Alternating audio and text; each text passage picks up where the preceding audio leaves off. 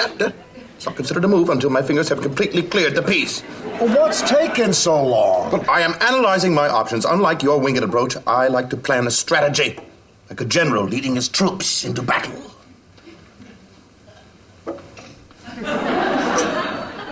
Checkmate, Schwarzkopf. I just wanted to let you know about my study group. Oh, don't be a fuddy-duddy. I'll be your study buddy. I'm about to embark on one of the great challenges of my scientific career. This work right here is going to change history. I think this is going to be our greatest mission. I don't have time to study. I'll never get into Stanford. I got big plans for you tonight. I got maps, I got charts. I'm going to see you through this because my credibility is on the line. It's at this point that you'll want to start taking notes.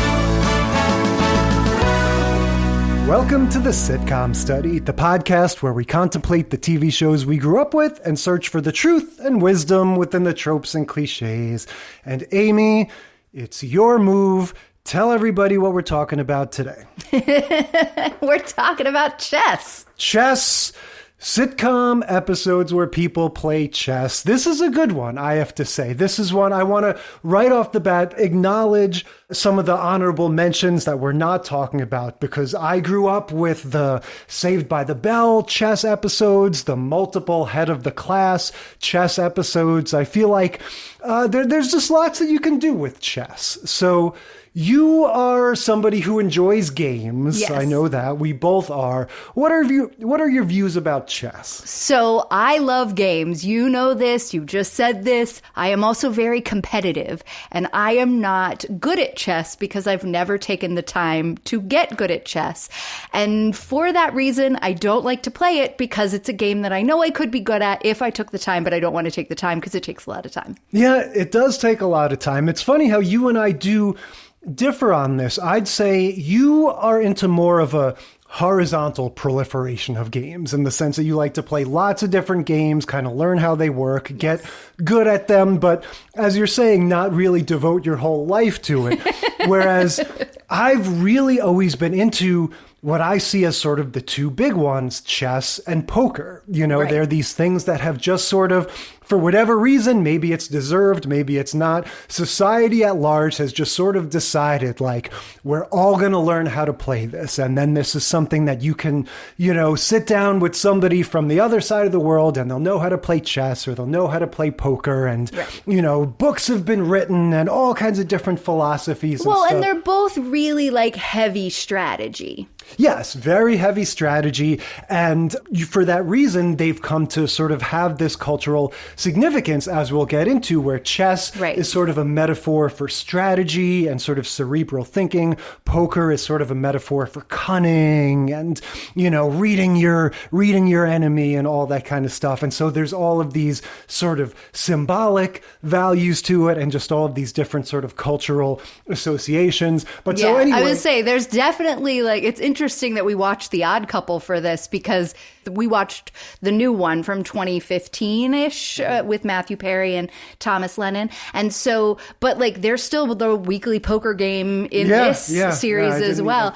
So it's so funny that you brought up poker like immediately as like the balance. Also, to me, it's a little bit like the upper crust versus the like, you know, more accessible game in poker, right? Yeah. Well, again, they're both things. The cliche about poker is it takes 5 minutes to learn and a lifetime to master. Well, and that's so interesting because I would say the same thing about chess. Chess is similar, but it is a little more complicated in terms of the pieces and stuff like that. I do invest a sort of some of my worth in it. And I think that's where you and I differ, is that for the most part, you have this sort of natural competitive spirit to all these various games where you'll sit down with the family and play some weird card game or stuff and just have this sort of, you know, appropriate level of investment in it. Whereas for me, with most sort of random games, when people are like, oh, here, let's teach you this game and then we'll play and see who wins,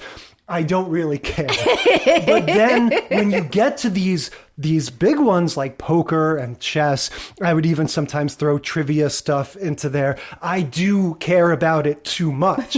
And I become like some of our characters, like Frasier, where I'm holding my finger I'm holding my finger on the piece for 20 minutes because I'm afraid of making the wrong move, and it does get stressful. Yeah. So yeah, especially now that I play it so rarely, it is a little bit of like if someone says, let's play chess, it's kind of like, okay, all right, let's just strap take it in. easy. Yeah. We should do that. We should maybe throw chess in there. We play chess once in a while. I know, but it's for all the reasons we're saying, it tends to not be as fun. We Right, just take it too seriously. It gets too sort of slow and it's slow, and I suck at it. But anyway, we should try. Yeah, but so we've established we both have a passing familiarity. I think I'm a little more into it than you are, but certainly these days, more into it. For all intents and purposes, neither one of us is like competing on the chess circuit anytime not. soon. All right, what are our episodes? What did we watch? We are watching The Danny Thomas Show, also known as Make Room for Daddy. Season 5, Episode 13, The Chess Game. Jay, your face. I would not have agreed to watch this show if I knew that the alternate title was Make Room for Daddy. That was the original title for the first 3 seasons, and then they changed the name when the original wife left. And then in syndication, I didn't see a child in there. Oh yeah, there was. Yeah, there were 2 children. Right. And then in syndication, they changed it back to Make Room for Daddy, which I just love saying. We also watched Frasier season 3, episode 18, Chess Pains, The Bertie Mac Show, season 2, episode 16, Chess Wars, and The New Odd Couple, just known as The Odd Couple, season 2, episode 9, Chess Nuts. Yeah, so we've been remiss lately with some of our old-timey sitcoms. So now we're going back to... I love watching some of these old black and white ones. They're fun. This is early 60s, 50s maybe. Yeah, I think it's in the 50s. I think it's like 57. Let me double check the date. So Danny Thomas, we mentioned this was the originator of the Andy Griffith Show, right? That was born out, yes. Or is it the Honeymooners? Or no, this is the Andy Griffith Show came out of this. A few others came out of this as well. The Joey Bishop Show was a backdoor pilot from this as well. So this starts with what I can only assume was a standard activity at the time, the husband and wife Italian musical number at the piano, right? It starts with the two of them just rehearsing this song that they're going to sing. We later find out this is a rehearsal for what they're going to do when her uncle shows up. Her uncle comes, yes. So we're in, I think, what is this, season 3 or season 4? Season 5. Oh, this is season 5. Okay, so... here's the story of what's happened in Make Room for Daddy / The Danny Thomas Show up to this point. Danny Thomas was married to this other woman in the first 3 seasons, and her name's Jean something in real life, Jean Hagen, and she was not happy on the show. She and Danny Thomas did not get along at all, and she had a 3-year contract, and when that contract was up, she was like, peace, I'm out. And so they didn't know what to do because they couldn't have a divorcee in, a major TV sitcom, and no TV sitcom character had ever died before. So they were super nervous. They were trying to figure out what to do. So they had her just die mysteriously off camera, and then he was a widower with 2 kids. Yeah, they set the template for every single other sitcom. Exactly. It was the first time it ever happened. They just like, then she died Andy off Griffith, camera. Full House, Yep. Valerie, Roseanne. All of these other, exactly. People just, they died. Okay. It's funny, no one had ever died before. TV was just too young a medium. Right. Well, it was 1957, or 1955 when that happened. So anyway, then they have season 4 where he's sort of like dating and trying to figure out what he's going to do with his life and whatever.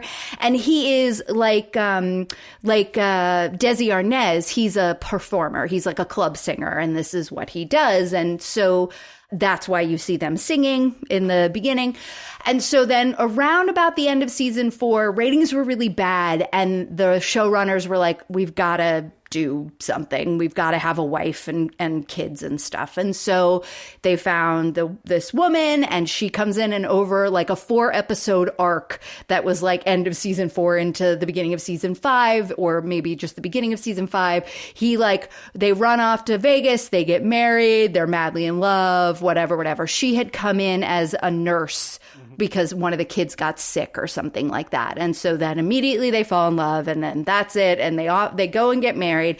And she herself is a widow. Okay. Right. And so that's why they have the other little girl that she's calling her little girl. His older daughter at this point in season 5, she had a 5-year contract and she was not wanting to be on the show anymore. So throughout season 5, she's kind of phased out. And at the end of season 5, revolving she's door gone. situation on the older daughter. Yeah. So you have the 2 younger kids, one that's Danny Thomas's, or, in the show, he's Danny Williams. One that's the son is his. And then this little girl is the new wives. So there we are. Now you're all caught up in the Make Room for Daddyverse. Yeah, as far as this new wife goes, for this episode, the most important thing about her is that she's Irish, right? Because the name of the game here is going to be ethnic humor, start to finish. Well, so that's also kind of a thing in this world. This is also shot at Desilu Studios, right down the street from I Love Lucy. There was even this weird crossover that happened when I Love Lucy. Oh, it's this season when I Love Lucy is done. ABC had also, which is where this show ran originally, ABC was on ABC. So CBS and I Love Lucy are done. The show's canceled. And CBS hears that Danny Thomas is canceled on ABC, buys them up and says, come on over to CBS. And they run for 6 more years. So Danny Thomas is Lebanese. He's Catholic Lebanese. Okay. And what he was saying about growing up in Toledo, Ohio is accurate. His family moved to the States so this song when he that was they're very singing young. At the beginning, that's sort of meant to establish various things because I thought it was Italian. And this, whatever ethnicity he is that is constantly derided by this uncle we're going to meet, I assumed it was Italian because they're doing a lot of They're talking about the nose. They're talking about the nose. They're doing the stuff that you tend to say about Italian and Jewish people. I guess Lebanese also gets thrown in there. Well, he's Middle Eastern, and they make a lot of references to sand and things like that. So they definitely are kind of throwing around this ethnic humor about him being sort of vaguely Arab. There are multiple references to his nose being turned the wrong way. Right? Because that is he's a direct got quote. pointed down nose. Yeah, we don't need to dwell on it much further. This is not a Mr. Ed situation. These are not ridiculous caricatures, but you definitely see the humor that will persist in all of the Mel Brooks stuff that lets focus on ethnicity. It's something we all can have a good laugh at. Right. Especially me laughing at myself. And then we've got this supposed to be much older uncle guy who comes in sort of representing I don't know, whatever the boomer generation looks is. Very to much the 1950s younger people. But yeah, he looks like modern day Brendan Gleeson. Yes. And he just does nothing but put down Danny Thomas. Well, this is because, and again, you see sitcoms in their infancy, setting up that sort of these classic communication lapses that will result in these silly stories. Danny's wife has told her uncle that he is Irish for some reason. It's just, again, one of these sitcom-y, I told him this thing that cannot possibly be corroborated, Right. So she didn't have to worry about him being all upset with her for not marrying an Irishman. She just tells her uncle that he's Irish. And then, of course, it's very clear right away that he's not the blonde-haired, blue-eyed, turned-up-nose young man that she had described. And so he's, the uncle is like, oh, you're not even family to me, whatever. And then they come together because Danny Thomas has this great idea for how to help get this uncle out of a sticky situation with chess. Yeah, the sticky situation is going to involve chess. This is definitely the whole story. It's kind of like the Simpsons episode move of it really pivots. This whole thing about my uncle thought you were Irish is really just so that now Danny needs to win back this guy's respect. Exactly. And so when he wakes up the next day, he sees the uncle playing chess against nobody. And I just want to stop here and say this is a subtrope of chess fiction or chess lore. Yeah, that I really enjoy. The sort of, both aspects of it. The sort of playing chess by remote, because in this case, he's playing chess by mail against this adversary,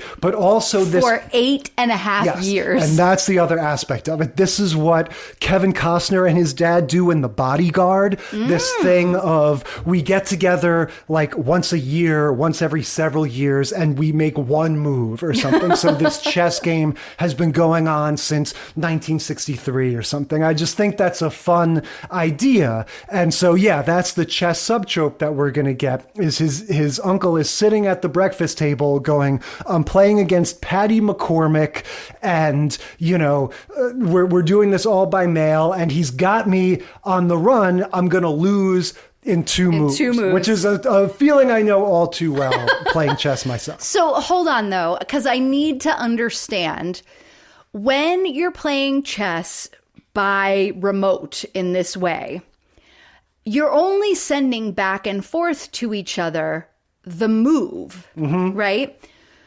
But the uncle doesn't live in this house. He clearly had to travel there with his chess set, or he grabbed Danny's chess set and set it up. Right. So if all you have in the correspondence is the most recent move, are you telling me that to play a game like this, you have to have the whole chessboard memorized so you can put all the pieces back where they were the last time you left off? Or you have to write them down? I mean, like, how do you do this? In this case, I would suggest he did maybe write them down or make a little diagram, because obviously you can't snap a picture with your cell phone in 1955. But in most of these long-term things, it's just, there's no travel involved.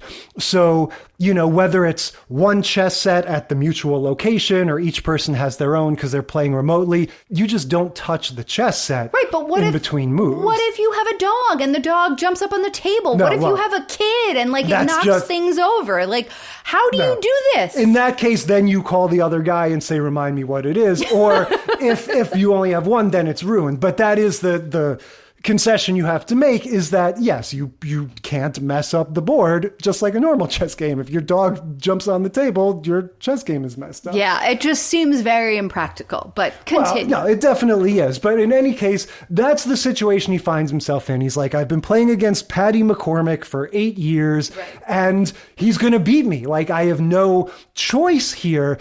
And again, talk about sitcom-y as hell thinking. Danny's solution and Uncle Sean's subsequent acceptance of the solution. I'm pretty sure he refers to it as a divine idea. Yes. Explain what the solution is. So the solution is, well, just if you're going to lose and you can't bear to lose to this man, because this man, Patty McCormick, has beaten you at everything your entire life. Yes. He was better at fishing and he would always catch so many fish. He was better at soccer, and so he was the captain of the team. And then he stole his girlfriend. And then he won the love of Peggy, whatever her name is. Lifelong rivalry. And so, you know, all he could do was move away. All Uncle Sean could do was move to America and get as far away from this Patty McCormick. But then he found the one thing that he could maybe beat this man at. And he's been playing this game for 8.5 years, and now the guy's gonna win in 2 moves if he makes, you know, this move that he had sent in the letter. And so Danny Thomas says, well, he can't win if you can't make the move because you died. So why don't we just write to this Patty McCormick and tell him that you died? Fake your own death is his solution. That's right. And Sean is like, this is great. Like, it just, I mean, it goes without saying that it makes absolutely no sense. Just the idea that, like... I mean, it's actually a pretty good idea. This guy lives in Ireland. Not really, because to me, what's actually at stake here is Sean's self-worth. Like, I guess the idea is he wants integrity, to save face. Yes. Yeah. But he feels like it's a harmless crime, like a victimless crime, right? Like, this guy's never going to come over from Ireland. Well, and he turns out to be wrong about that. But even that notion, if I were Sean, I would be like, that is not a solution. Like, I still feel like I lost. Because now, not only did I lose at him in chess, I can never show my face in, my hometown Limerick again. Yeah, because of this, because I just faked my own death death to get out of a chess match. So yeah, very much a non-solution in my case, but they make the same assumption that you just said, which is that, this Patty McCormick will never corroborate this. So yes, let's fake our own death. We'll send a cablegram to Ireland and say he's dead. And then they get a cablegram back from Patty McCormick saying, I am coming to America to attend the funeral. That's right. So he shows up and he's like 6'2" and he's wearing this giant suit. He's a very large man in a very large suit. And it just looks kind of out of place in this 1950s, everything is tailored. And he's sort of got this like oversized everything. I was like, oh, this is an interesting look for this guy. And he's like, how dare that bastard die on me? He's beaten me at everything my entire life, and I was only 2 moves away from winning. I came to look on his dastardly face. Yeah. When's the wake? So we find out that this guy, Patty McCormick, basically feels the exact same way, that he has been beaten his whole life by Uncle Sean. Yeah, he calls him a black-hearted devil. That's right. But we find out because Danny Thomas is like, well, what do you mean? How is that possible? You won the girl. And he's like, the 265-pound girl? Oliver, yeah. Yeah. And then he got water on his knees because of being too good at soccer. His mom made him eat every fish he caught. Exactly. And he hates fish. And so he's like, all of those things were bad. And Uncle Sean is peeking in from the other room, listening to all this, and decides to say, oh well, I'm not dead. I guess I can finish this game. Yeah, he jumps out from the other room or whatever and, obviously shocks McCormick. And so now we've got the two rivals, both in the United States on American soil. And McCormick turns over the chessboard. He says, much like you're worried about the dog doing, he says, we don't need to finish this game. He says, I don't need to get the better of you anymore because now I've learned that I already have. Like, he sort of gives this whole speech that, like, I don't know, I guess it's sort of like, well, they both realized that... Yeah, that they'd been trying to win at least one thing when the other one felt the opposite way. So they're like, there's no point in this game. Both of us already got what we wanted. You think you think you've been losing, and I think I've been losing, and that's a win for me.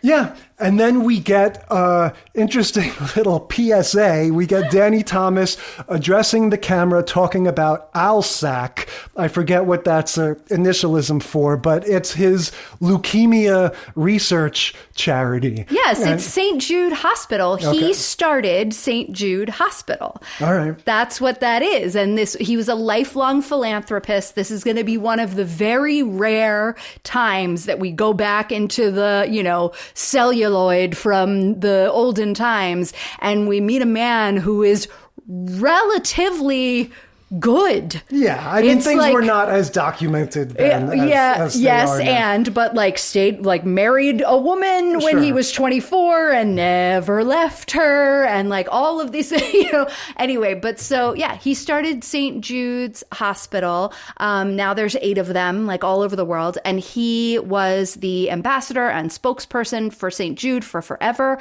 And then his daughter, who's also an actress, Marlo Thomas, she's from That Girl and tons of other things, but she also played Jennifer Aniston's mom on Friends. And she then became, when her dad died, she became the brand ambassador and sponsor and everything. And she doesn't have kids of her own. She married Phil Donahue. She's stepmom to his kids, but Jennifer Aniston has taken over as like her TV daughter. And now you see Jennifer Aniston on all the St. Jude's research hospital charity and fundraising and everything. So I just think it's such a cool little Hollywood story. Well, it's just funny how it's almost like part of the episode. Like the episode wraps up and he just kind of like turns to the camera and it's like, let me tell you about my charity. This is also in the days where they would have had the sponsor, yeah, right? Exactly. Where they would have done it's just old-timey. Yeah, he's doing like the let's raise money for charity instead of this episode was brought to you by, fucking Lucky Strike cigarettes or whatever. But so the other thing that I thought was really interesting is that Danny Thomas kind of spawned this big showbiz family. Some of our favorite sitcoms are produced by Witt and Thomas, Paul Younger Witt, and Tony Thomas, his son. This is Danny Thomas's son. So The Golden Girls, Blossom, like just tons and tons. I think Benson, all Soap, a ton. I mean, he's a Witt Thomas are names that you see over and over again on the credits, like the Miller producing and credits. Boyette. Exactly. And he also was a producer on Dead Poets Society, the movie.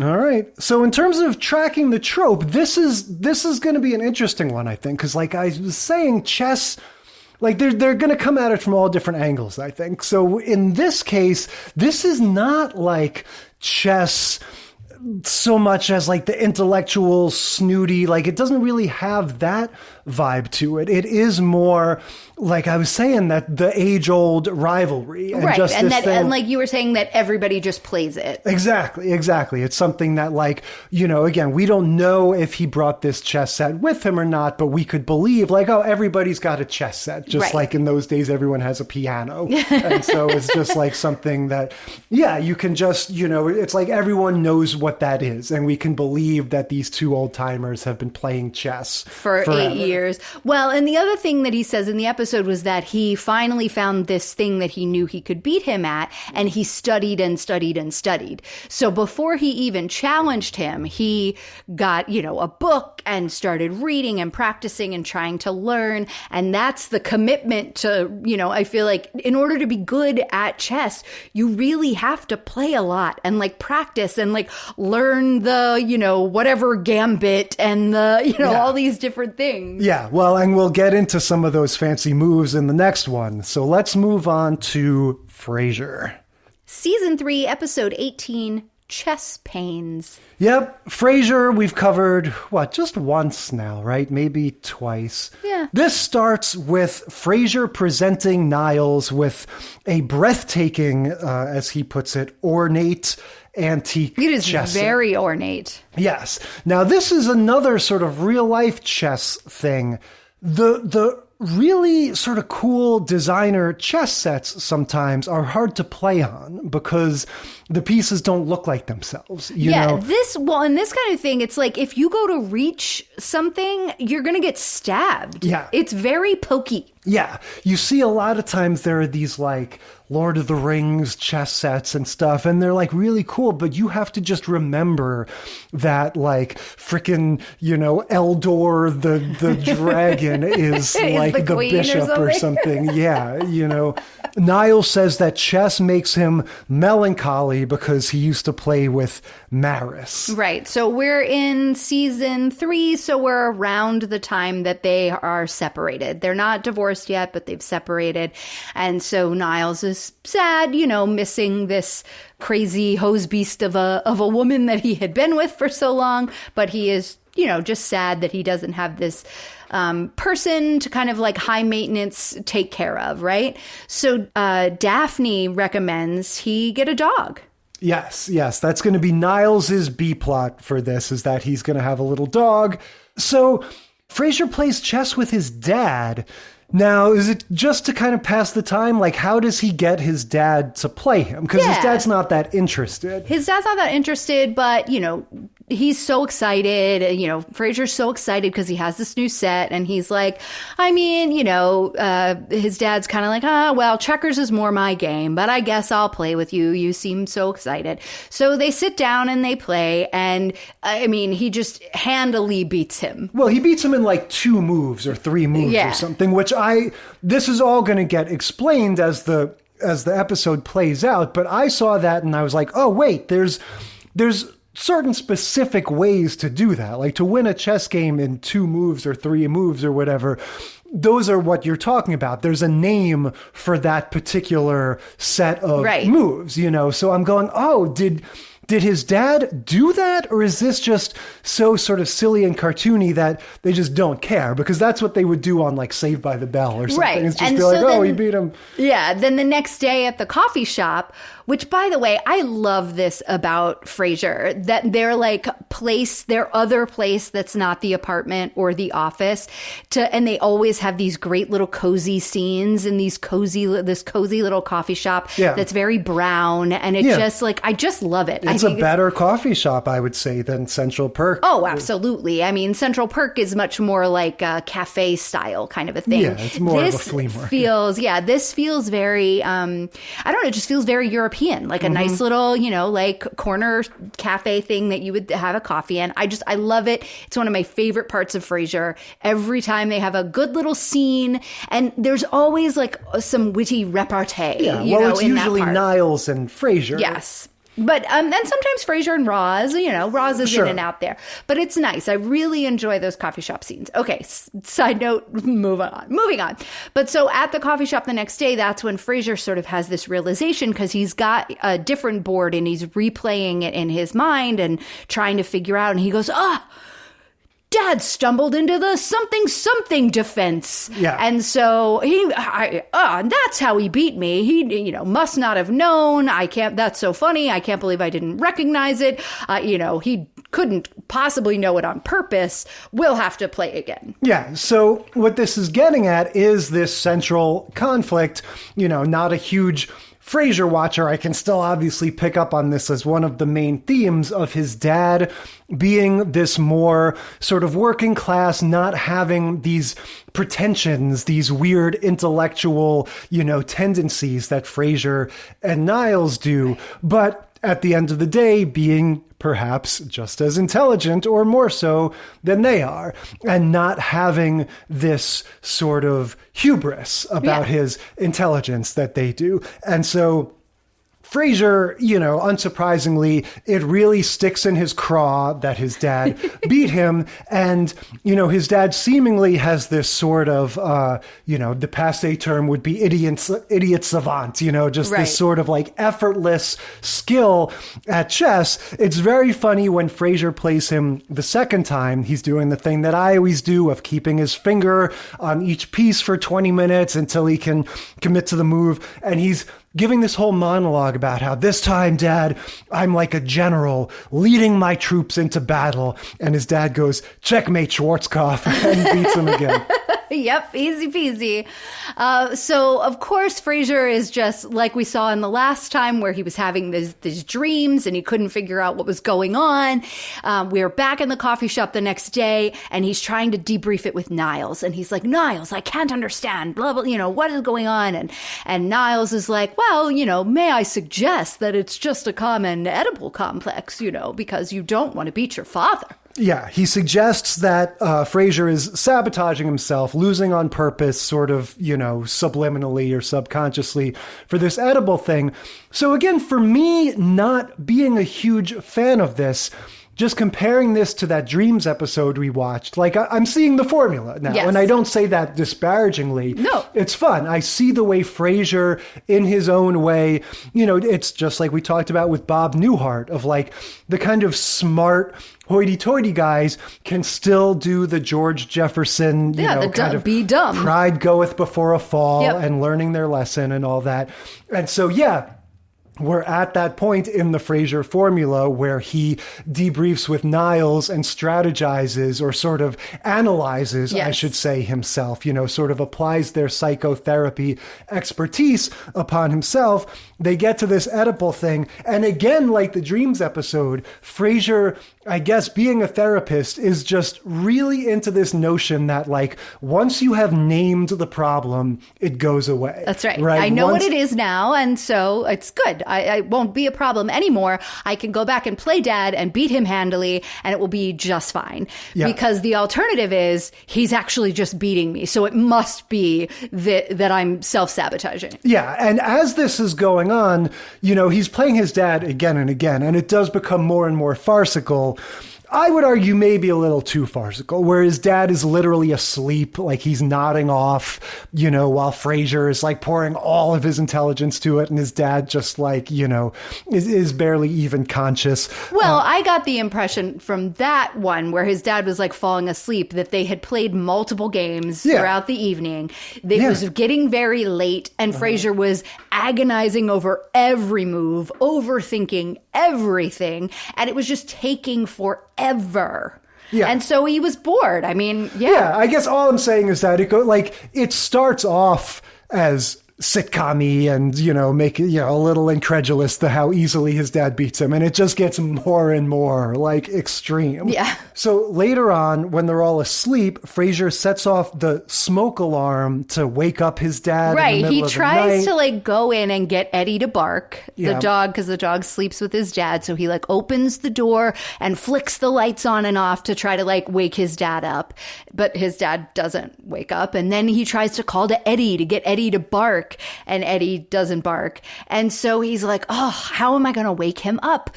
What am I going to do? And he notices the smoke alarm right outside the door. And so he lights a book of matches on fire and waves it in front of it and then blows them out and then goes into his bedroom. And when Daphne and the dad come out to say, why is the thing going off, the smoke is still visible. Yes, it's like lingering there. Yeah, and you Frasier's would totally like, smell matches, right? Definitely. Don't tell me about my New Kids fire thing. Frasier's like, oh, the machine's on the fritz or whatever. The batteries I forgot to change low. the batteries. And they're both like, they're both exhausted, Daphne and the dad. And so they're just like, whatever, that doesn't make sense. It doesn't go off like that when the batteries need to be changed, but okay, whatever. And so they, go off to bed and back to bed. And then Frasier is like tentatively knocking on his dad's door. And he's like, well, Dad, since you're up, why don't we play another game? Yeah. And he's like, you set that smoke alarm off so that I would be awake and have to play chess with you, didn't you? And he was like, no. So they get up and they go play again. And how is it that his, Martin makes just a wrong move. He's exhausted and he's not really paying attention, and he makes a move and he goes, he makes whoa, a mistake. Oh no, and goes to take it back, but he had already taken his hand off of it, and Frasier's like, oh, you made a mistake. Oh, I can take advantage of that. Yeah, well, that's the way Frasier delivers this monologue as he gets this crazed, sort of quiet, like ecstatic energy at realizing that his dad has made this mistake and he's about to pounce on it. He's Sideshow Bob. This is Kelsey Grammer's Sideshow Bob performance, which is not that different from his Frasier voice, but that maniacal, malevolent energy is just so funny to me. It's the same exact style that he delivers his Sideshow Bob lines in. Wait, Frasier does the voice of Sideshow Bob? Oh, yeah. Ha! I feel like if you saw those, you would know it was him. Even like it's very distinctly. Yeah, and Frasier. I feel like that's one of these things that like I maybe knew but forgot. But just having the realization again right now, it's like, wait, I don't think I knew that. Did I know that? Sideshow Bob never sounds unlike Frasier, but when he's doing this thing when he's about to beat his dad in chess, he sounds just like him. Oh, that's amazing! I did not clock that at all. Yeah, and then it's basically over, and we get this sweet little moment where later at night when his dad's sleeping, Frasier just kind of pokes his head in the door and goes, "I'm sorry I won, Dad." Well, first he comes in and he's like, "Did you let me win?" Yeah. And he's like, "No, I didn't let you win. Ugh, I swear on your mother's life and mother's grave and everything that I absolutely just made a mistake. I'm tired." And he's like, but what he kind of gets back at Frasier with is, it's really rude that you are so incredulous that I kept beating you and so gleeful in you're beating me. Yeah. You're assuming that I'm stupid. And the reason that you were so upset and the reason you're so happy now is that you think I'm dumb and you think you're better than me. And that's really crappy. And I don't like that. And so they have this whole, come to Jesus kind of talk where Martin is like, what do you think I did as a detective for all those years? Yeah. I always had to try to put puzzles together and stay 2 steps ahead of the criminals. Are you kidding me? Chess is the game that I played in my life. Like, of course I'm good at this. Of course I can see 5 moves ahead. And in fact, in chess, you can't hide behind fancy verbiage and pretense and stuff like that. It's about raw strategy and raw intelligence. Exactly. And so it totally he kind of gives reason. a little Frasier comeuppance there, and then Frasier's like, I'm sorry I beat you, Dad. Yeah. So in terms of tracking the trope, it's different. In some ways, it's sort of the opposite of Danny Thomas, in that instead of getting one chess game that takes place over a decade, we get like a dozen chess games. In 2 days, 3 days. Exactly. But you totally see that thing that we were talking about of like, this is just one of those things in our culture that we've imbued, or some of us have imbued with this importance, and this being good at chess means something. Yeah, it means you're smart. Yeah, part of being an academic or an enlightened person is you're good at this. And so, yes, it undermines your sense of self if you're somebody like Frasier and, your dad, who is a city cop or whatever, can beat you at chess. Yes, it undermines my sense of self to be bad at chess, which is why I don't like to play, so there. Yeah, exactly. So again, you totally see like it's the game that was made for sitcom stories. All right. Moving on to The Bernie Mac Show. Season 2, episode 16, Chess Wars. So we've never talked about The Bernie Mac Show before. Do you have any thoughts or experience with Bernie Mac, the man, or the sitcom? Yeah, he and I go way back.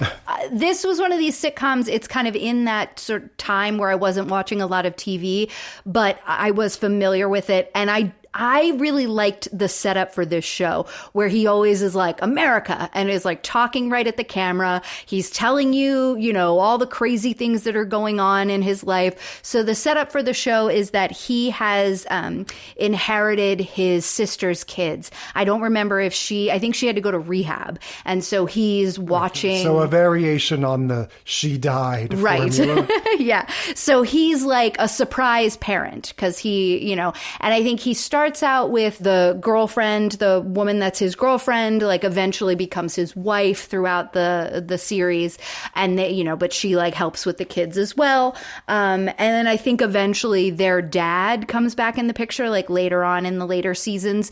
But yeah, I just always really like this kind of dynamic of this like fish out of water parenting story. And he's like, I'm going to raise these kids right. I'm going to, give them some tough love. And then he always kind of, the kids either outsmart him in some way, or they, get the better of him, or they paid too close of attention to something that he taught them earlier. And it comes back to bite him in the ass. And it's like, it's just this same kind of story over and over again. And I just always found it real charming. The 3 kids that play the kids are very fun. The little girl reminds me a lot of your favorite little girl from, the Blackish show, where like this plan comes pre-ruined or whatever.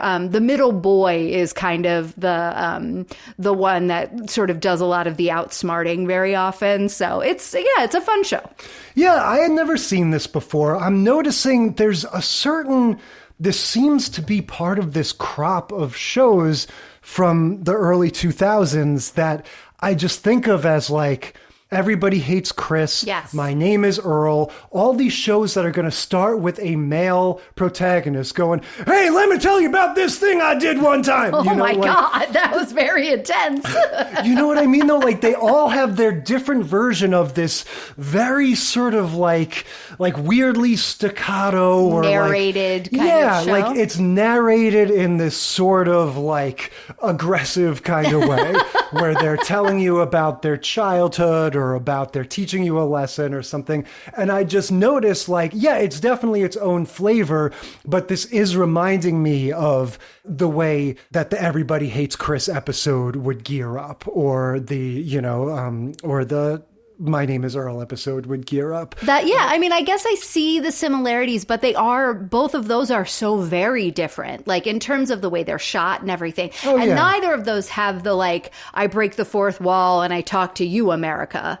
Like, they have it in a narration. It's a voiceover, so it's different like that. But there's it's still a narrator, and it's a narrator with a personality, like coming to you from within the story and kind of going, it's not just once upon a time. It's Chris Rock's spin on it, or Jason Lee's spin on it.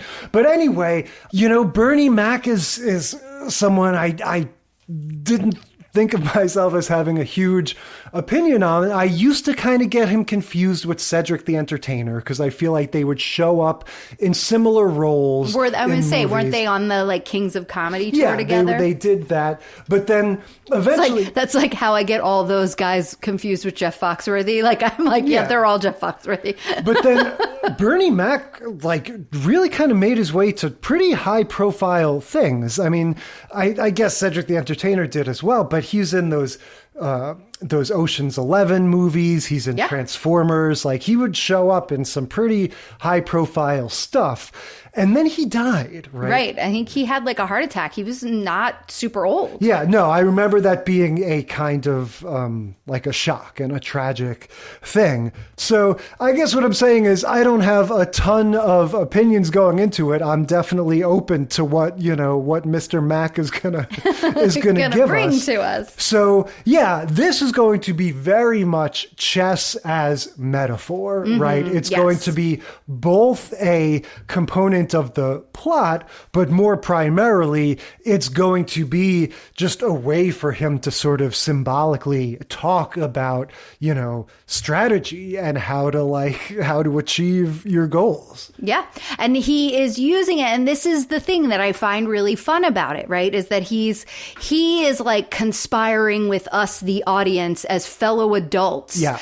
To like share his plans of how he's going to get these kids to stop doing the things that they, want to do, right? Like they think they all want something. Each of them wants one thing. The little girl, baby girl, she wants a nitwit doll, and he's commenting on the youth of today and just culture in general, moving from, high-mindedness to idiocy.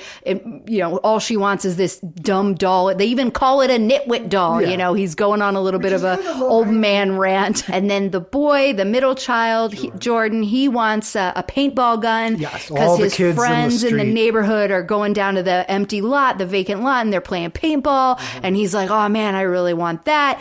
And so Bernie's whole thing with him is that all he ever wants to do is play these video games, and he never gets outside. And so Jordan thinks he's got a winning hand here when he comes to his uncle and is like, I want this paintball gun. Don't you want me to be outside and play? And he's like, no way, no, not at all. Like, you'll shoot your eye out, kid, basically, like a Christmas story. And then the older daughter, Nessa, she wants to start wearing makeup. She's 14, and all the girls are, doing a little bit of like the lip gloss and the eyeshadow and the cheeky stuff. And so she wants to start wearing makeup to school. And so they all have something they're asking for, and every one of the things they're asking for kind of fits in with Bernie's whole thesis that the world is going to hell anyway.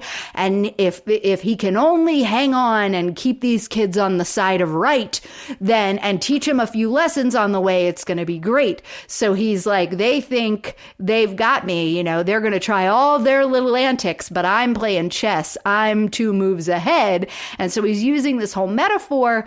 And then we get to see these cute little cuts where the kids come in and are like, asking in special ways or saying, what if I do this? And then they try doing chores, and they're trying all the things that we all did when we wanted something. They didn't go as far as a PowerPoint presentation, though. Right. Yeah. And all the while he's, sort of parrying it. And that's his whole point. He's telling us, the audience, he says, raising kids is like playing chess. You have to counter every crazy move they make. He says, America, a little strategy goes a long way. So yeah, I'm watching this getting like almost a little concerned. Like, is the chess aspect of this just going to be this metaphor? Because for a while, that's all it is. And then eventually he brings out this chess set. And this taps into what we were saying about chess's place in our society, because he tells the boy, Jordan, he says, kings play this game. You know, we're going to learn how to play chess so you can play the game that kings play. You know, this is going to be like really instilling on you some culture. Right. So he feels like he outsmarts both of the girls, and there's no way they're going to get the thing that they want. He kind of, is able to outsmart both of them. The littlest one, she is like, whatever, annoyed and gives up. And then the older one's like, well, if I get good grades, then, and so then she starts working really hard. Negotiating. Exactly. So he's like, if you get straight A's, you can wear whatever kind of makeup you want. And so then she starts, doing book reports and going to school early for study groups and stuff. So he's like, haha, I win because I, got all these things. And he gets the little girl a different toy that's like, it's like an owl that's also a computer, and it teaches her letters and words and all sorts of things. And so apparently they get to a lesson on coins and money, and she's like, Uncle Bernie, I need a 5 and 5 ones, or I need this money because like he says that $5 is the same as $5, and that's not true because there's more here. And so Uncle Bernie like counts it all out, shows her that $5 bill is equal to 5 $1 bills, and that's why it's the same. And she was like, can I take that and practice? And off she goes, and I start laughing immediately because she's just outsmarted him and gotten money. Bernie Mac is very stupid in this moment. Like, you just have to take it for what it is that, he's like, sure, baby girl wants to keep working on that. But then he sits down with Jordan and he's like, all right, Jordan, you're my man. And this is his grand mistake because he teaches Jordan his strategy in teaching him chess. Yes, which is also a universal strategy for poker. He's basically saying you don't play the game, you play the man. You've got to anticipate. You've got to look into the person's nature. That's his sort of mantra. You have to figure out what is their nature and use that against him. And so Jordan then, he takes this to the other kids, right? There's a point where the three of them kind of talk amongst themselves, right? And sort of like figure out, like, we need to play chess like Dad. Like Uncle Bernie. Like Uncle Bernie, exactly. So what happens is Bernie realizes that the girls have gotten the better of him. The girlfriend Wanda takes baby girl shopping, and baby girl is able to buy this doll because she has her own money. And Bernie figures out that he's been hoodwinked by baby girl, so he makes her take the doll back. And then the older daughter, Nessa, leaves her book report at home when she goes to school early one day. So Bernie takes it to her at school, so proud of her, finds out that she's not been going to school early for study group. She's been going to school early so she can do like so many of us did, not change clothes, but put on all the makeup contraband before school. Makeup, illegal before makeup. School, exactly. So he sees her all dolled up, and he's like, I can't believe it. I'm so disappointed that you would hide this from me. Like, I really thought you we're taking our deal seriously and working hard. So he, grounds her, makes her give up all the makeup, makes baby girl take the doll back to the store, and is like, my rules are my rules. You can't, just because you outsmarted me or whatever, it doesn't mean you get these things. So the kids are all pissed off. And then it comes to light that Jordan was only playing along and trying to learn how to play chess so that he could like butter up Uncle Bernie to get the paintball gun. And Uncle Bernie's all mad at him. So he kicks him out of it. He's like, he didn't even care about learning chess. So the kids are all like, we got to get back at him. We got to do something. And they decide to use baby girl's tattletalingness to their advantage.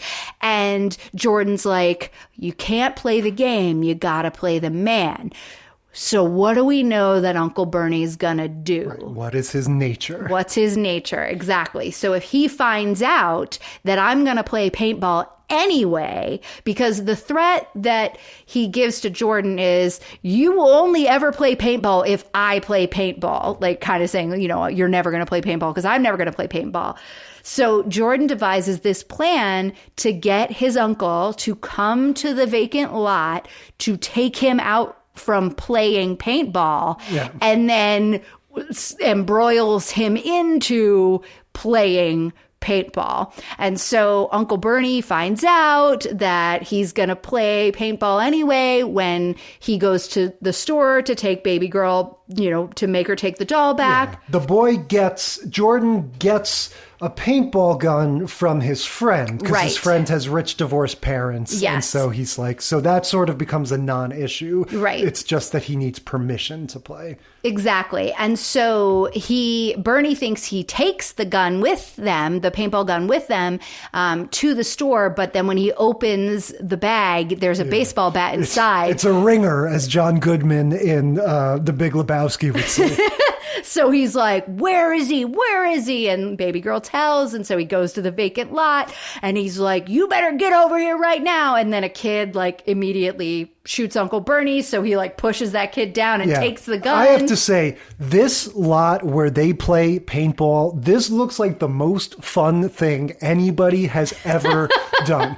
This is not just some random vacant lot. It is this perfectly designed thing with all these old cars and tires and nooks and crannies. It looks like it's set up for paintball. Yeah. It doesn't exactly. just look it's like a vacant zone. lot. Yeah. It looked very fun. So, this kid immediately shoots him. The kid that we find out later is actually Nessa because she's been in on it the whole time.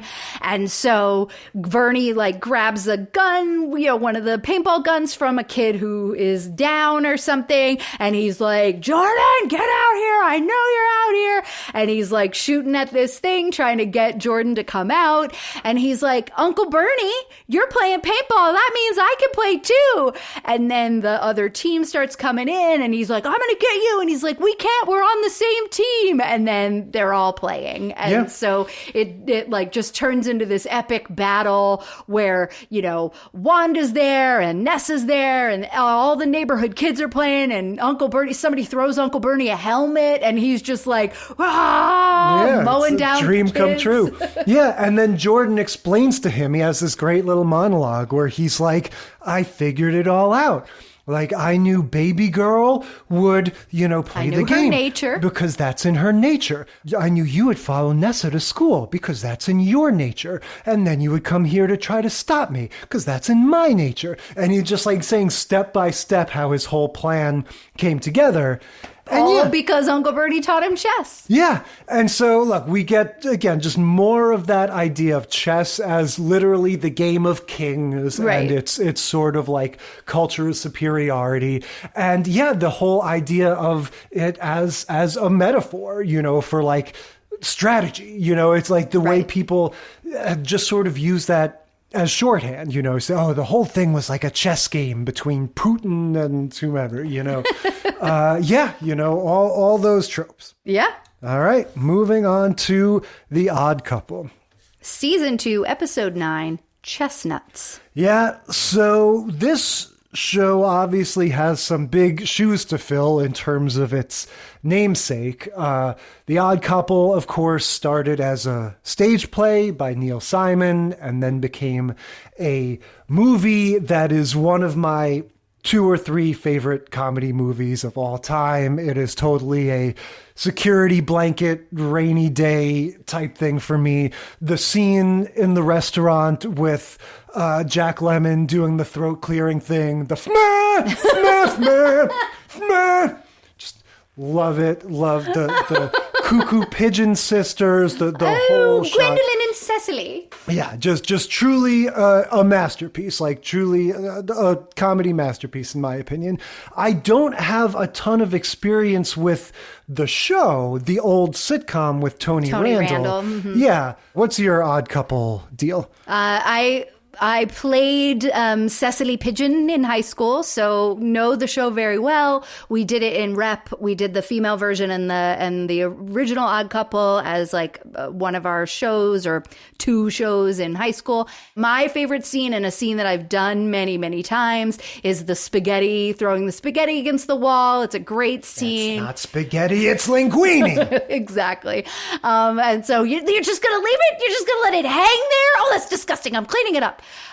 Just a great scene, wonderful show. And I also like that both this series and the original series from the 70s, I think, the first episode is kind of a mishmash of the original play and the movie. So they kind of, set up the story by doing a lot of pieces. So you can see like adaptations of that, the spaghetti scene and all of that stuff. You can see all of that happening in the TV series as well. There's just really great opportunities. And I love this as a concept, right? The Odd Couple. I mean, that's Laverne and Shirley. That's every show, every buddy show. Yeah. The fact that it's called The Odd Couple is maybe, if anything, my one criticism. It's kind of like a movie being called Buddy Cop Movie or something. It's just like, it is exactly what it is.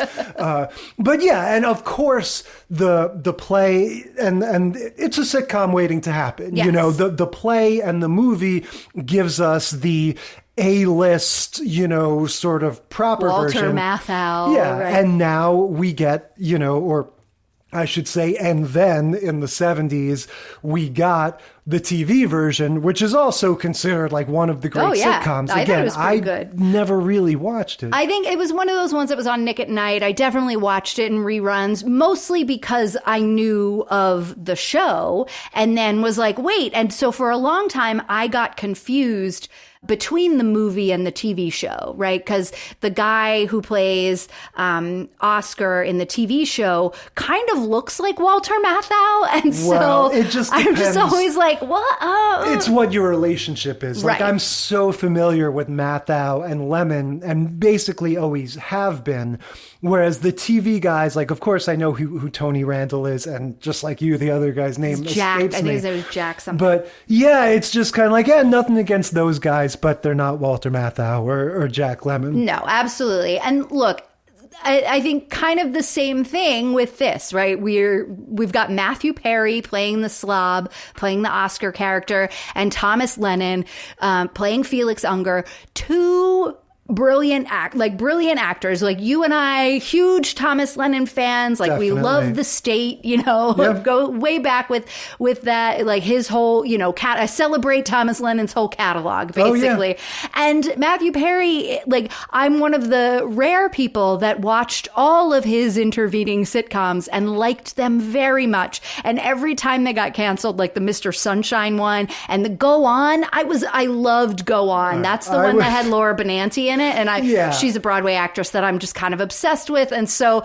like, to me, it was like, oh yeah, he's back. Okay, great. And this one lasted 3 seasons. There's definitely going to be a Matthew Perry Spotlight podcast in our future, so we'll talk about those. He's done those so sitcoms many that didn't last. Yeah, I will say, look, this sitcom is a little bit of an underachiever for me, kind of in the same way that Bob was a couple weeks ago. It's just like you're saying, like the ingredients are there, the people are there, and certainly the concept is an evergreen, there's no reason why that shouldn't work. The writing, I think, is not up to snuff. I'm basing this on this one that we watched, and we watched the pilot episode for fun at some point. Oh yeah, a while back, just because. I'll also say, and again, we can, we'll do our deep dive on Matthew Perry at some point. For me, he is an interesting one. Like, he is the kind of actor that, like, you're not going to see him at Shakespeare in the Park. Right. He had a certain kind of thing that he did. He was a movie star and a TV star, not a chameleon, not a proper thespian. And that's fine. I would be like, I think he's a TV star. Sure. Yeah. Well, a handful of his movies are fun. Yes. I like 17 Again. That's mostly a Zac Efron thing. But I think and Thomas Lennon. They were in it together. That's true. But what I'll say is and look, I just read his book a few months ago. It's no secret that he had his ups and downs in life, right? Sure, that's putting it very simply. And you can absolutely see that, as he was the first to admit.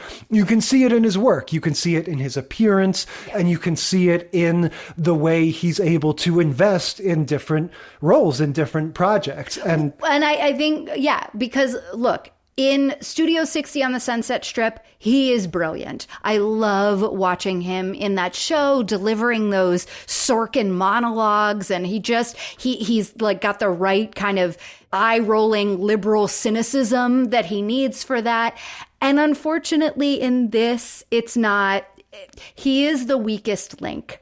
And that's a bummer. Yeah, to be honest, look, I don't want to be just lambasting Matthew Perry here, but I kind of considered him the weak link in Studio 62, partially just because everyone else in that is so Bradley amazing. Whitford and Sarah Paulson. Yeah, the big difference, of course, is that that's written by Aaron Sorkin, and this is written by these writers. And yeah, I feel like, especially in the pilot, but also in this one, Thomas Lennon does a better job with trying to make lemon out of lemonade. By the way, Matthew Perry credited as a writer on this episode. Okay, well, yeah.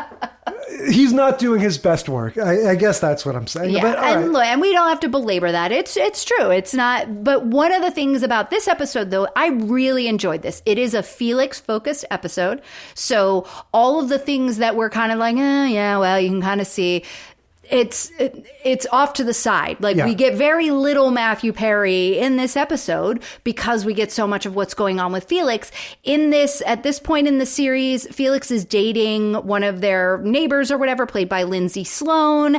Yvette Nicole Brown from Community is in the show as like his Oscars agent or something like that. And we get a guest appearance by another Community alum, the Dean himself, Jim Rash, as Felix's old chess nemesis from when Felix was ranked. He was nationally ranked as a youth chess player. Patty McCormick, if you will. That's right. Yeah, this is it just the high school reunions that I'm thinking of that had this trope of like the rivalry from decades earlier? I can just picture sitcom characters telling these sort of origin stories. I think this is just kind of a thing that comes like anytime a friend is coming to town, or like it's easy to have guest stars when you make this connection to, there's somebody from my past. Yeah. So Felix is being asked to tutor a kid who wants to learn how to play chess. Right. One of the friends has a son, one of the like normal poker buddy friends has a son who he doesn't excel at sports, and he's not been, having a good time, and he doesn't want to go outside and play, and he doesn't want to do, he doesn't want to work so hard, I think, to like learn how to play video games even. He's just kind of like, whatever. And so the dad goes to Felix and is like, hey, I think my kid's an indoor kid. Like, I think my kid's going to be an inside kid. Will you teach him how to play chess so at least he can like grab onto something?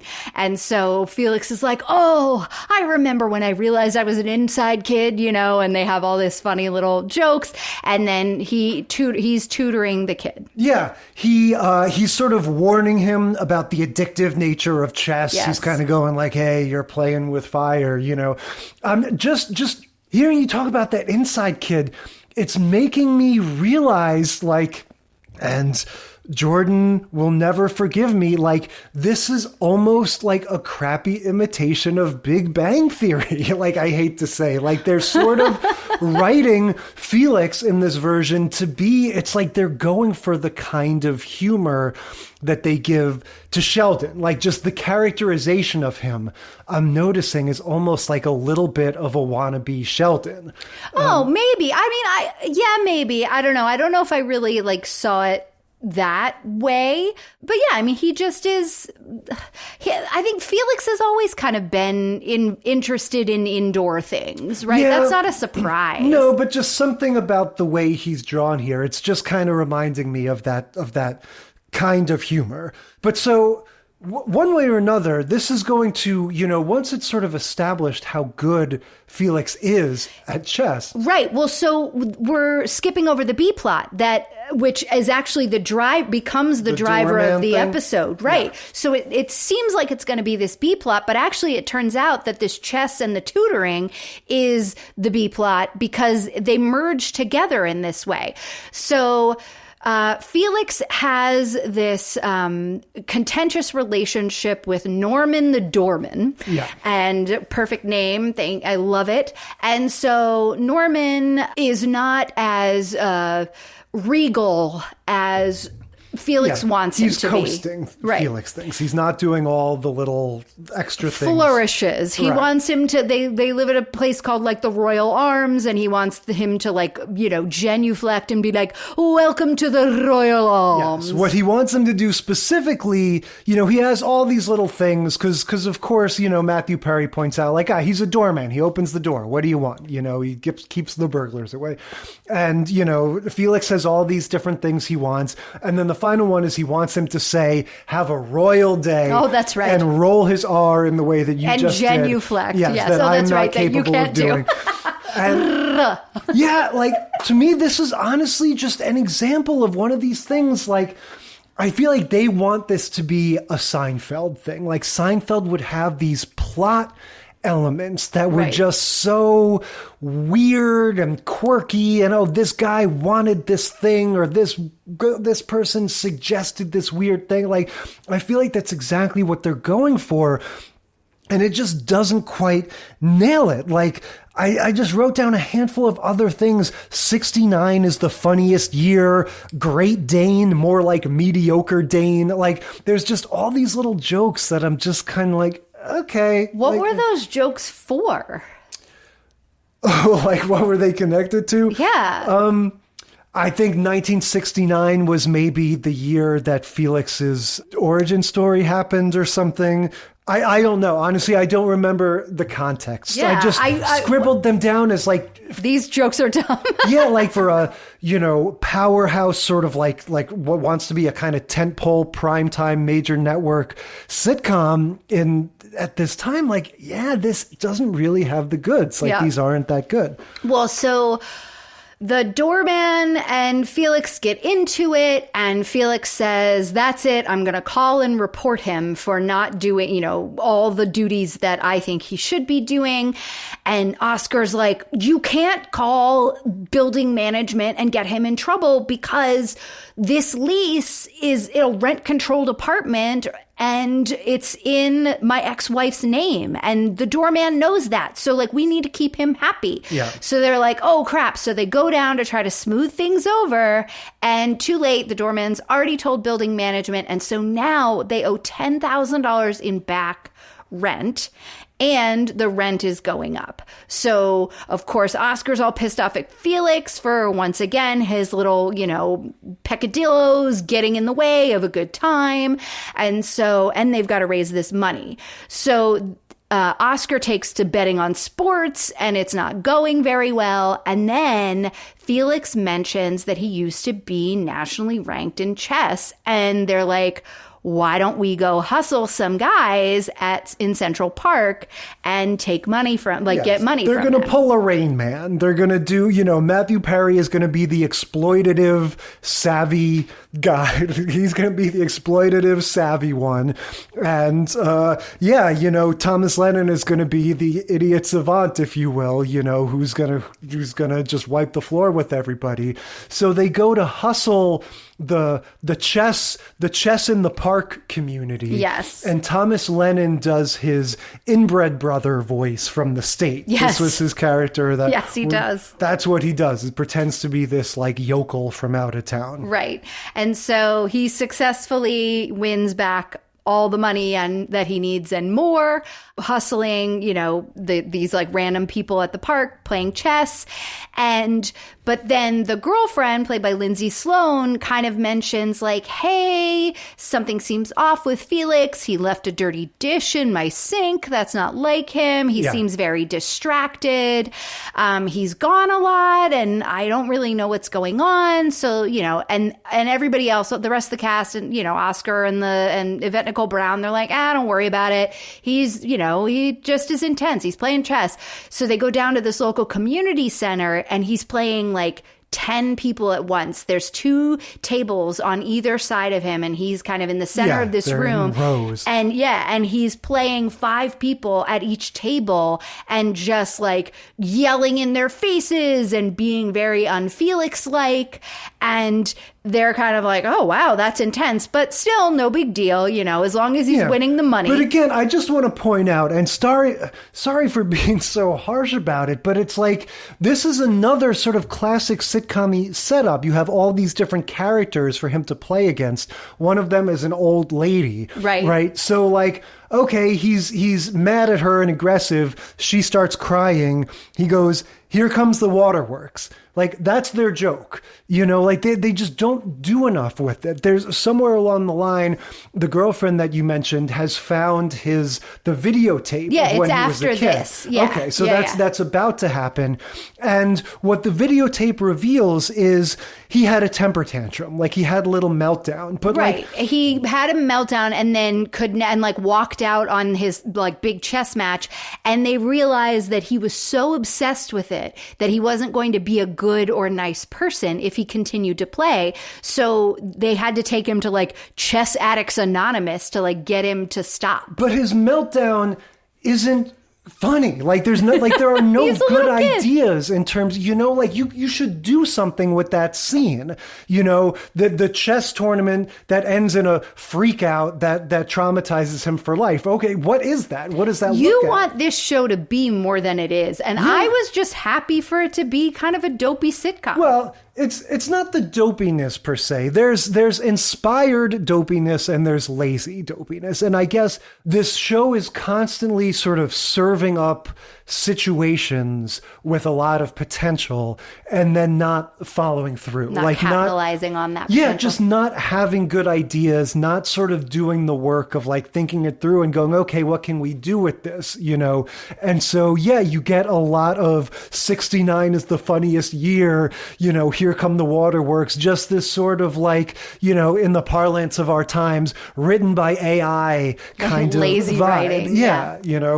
But so they find him, right? The Oscar and the girlfriend and everybody kind of track him down at this, multi-chess tournament thing. Right. And she comes in, right? So she comes in and is like, no, this isn't just, it's okay. Look what I found, and shows this meltdown video. And so then they're like, all right, well, we're not going to try and just tell him he can't do it anymore. He's got to realize it himself. We've got to put him in this situation, or maybe he'll conquer his demons and he'll be able to like move forward in life and it'll be okay.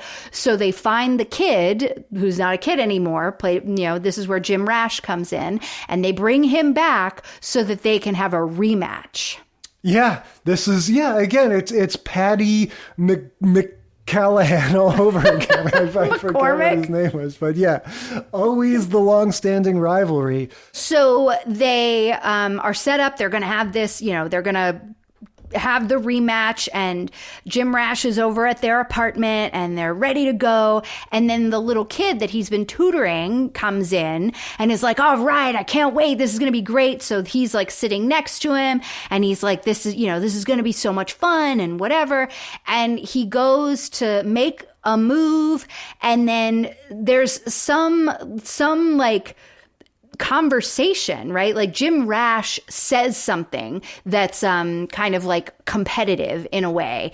And Thomas Lennon, Felix is like, oh, I see, and just lays down the man, like lays down or the queen. Is that how you resign? You lay down your king. You lay down your king when you resign. Yeah. So he's like, you know what? I don't need to do this, because he realized he was setting a bad example of being like crazy, overly competitive to the kid, and that it was just about fun, and that the only reason that he was doing any of this in the first place was, that he had let down his friends, and he doesn't, the reason that he had that meltdown about chess was because it was all he had. He didn't have any friends, and that's not true anymore. He has tons of friends. He doesn't need to play chess to prove his worth or have people spend any time with him. He's not alone. And so he lays down his king and is like, I don't need to prove myself. And the only reason I had that meltdown in the first place was because I thought I was losing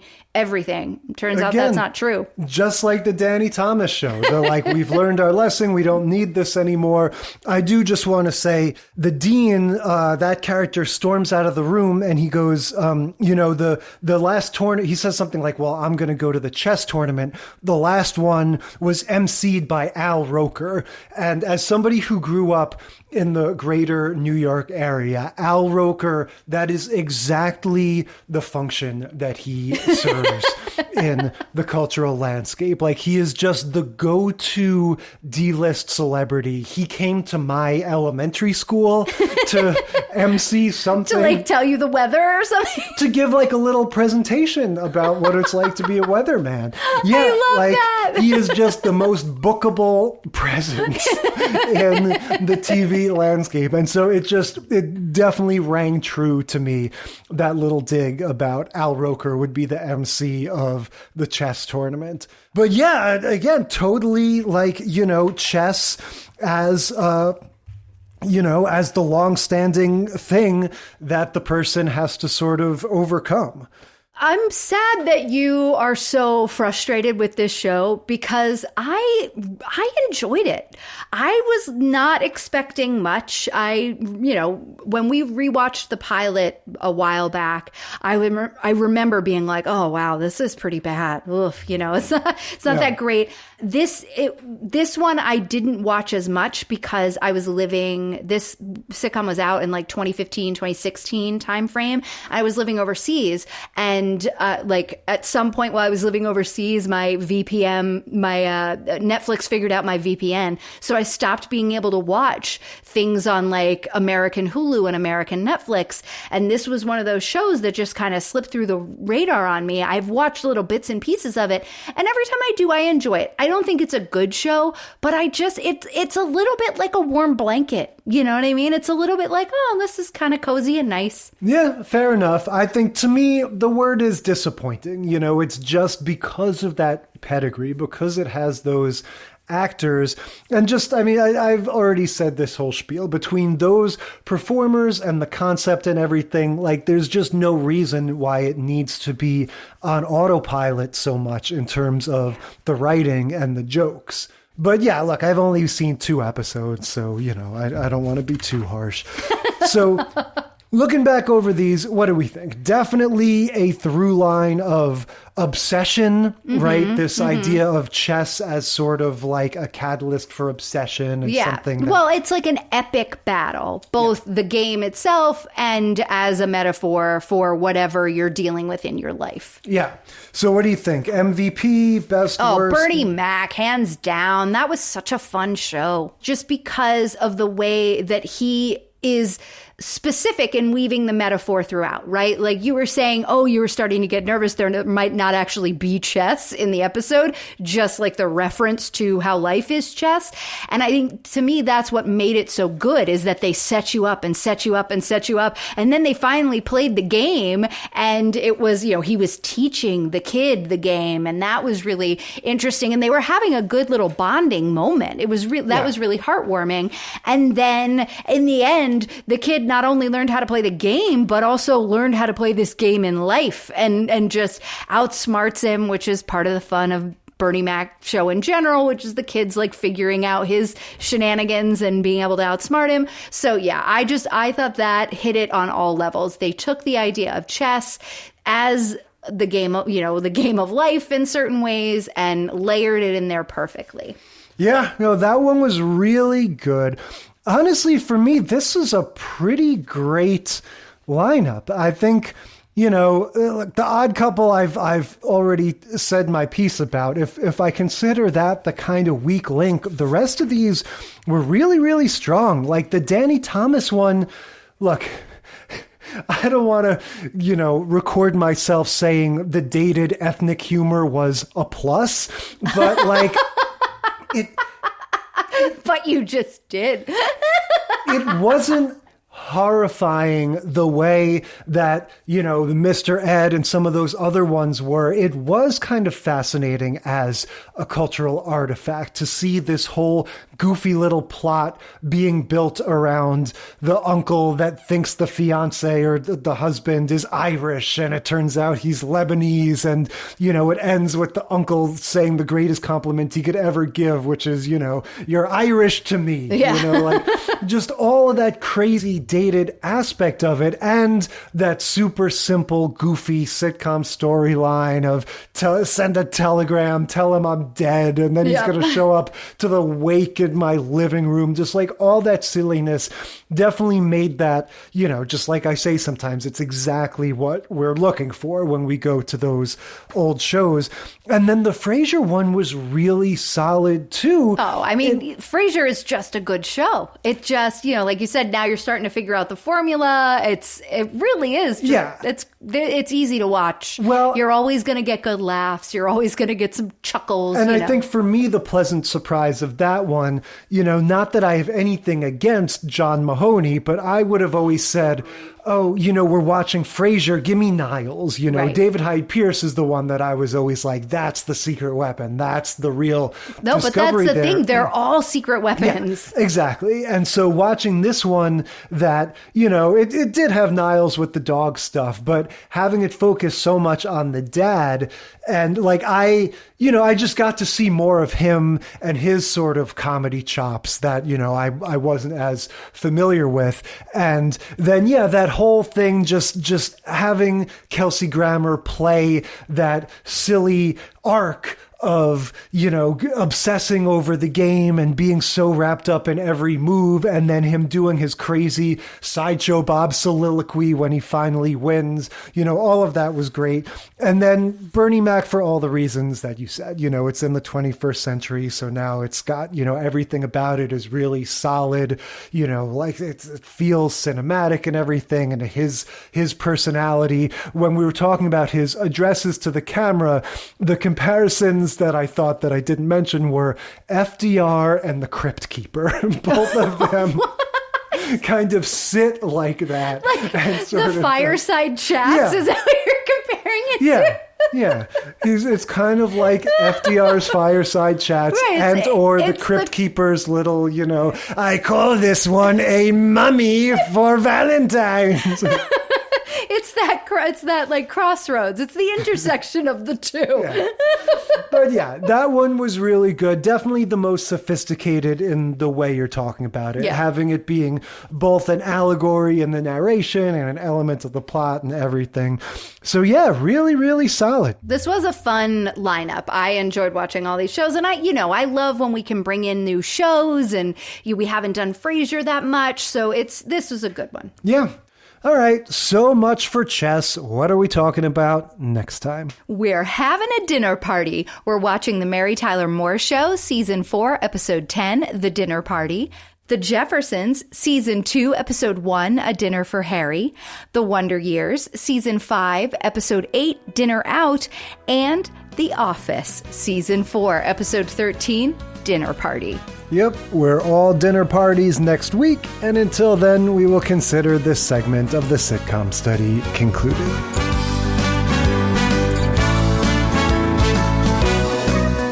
Thank you for listening to the Sitcom Study.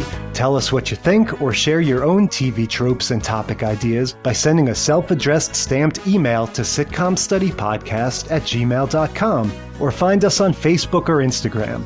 And if you like the show, consider leaving a rating or review on your podcast app. It helps us boost those precious Nielsen ratings. The Sitcom Study is recorded in front of a live studio dog.